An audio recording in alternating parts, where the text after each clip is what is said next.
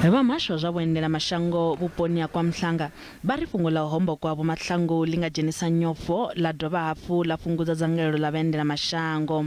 Vhari nahone zwi tou engedza mbulu nṱha iṅwe musi lushaka lwa ambarelwa nga khaedu ya tshivhalo tshi no khou ṋaṋa u engedzea tsha zwiito zwa vhutshinyi.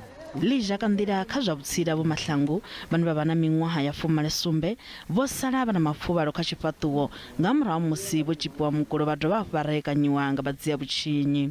I can confirm that the case of house robbery has been opened after Dr. Mahlangu was attacked on Saturday at around 1500 hours. What transpired is that she was about to sleep during that particular time, and then she was locking the doors and closing the windows. Unfortunately, in that particular process, somebody suspect attacked her, punched her on the face, and tightened her hands.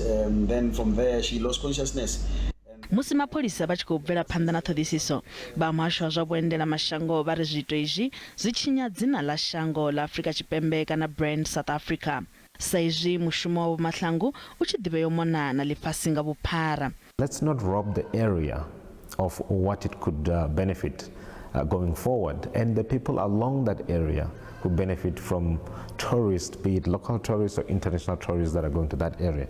People buy from the shops around the area, they buy from people that are selling, on the streets, they go to the museum, they contribute. That money circulates within the economy. So it's very important that we keep in mind that, this type of things does hurt our economy, does hurt our brand.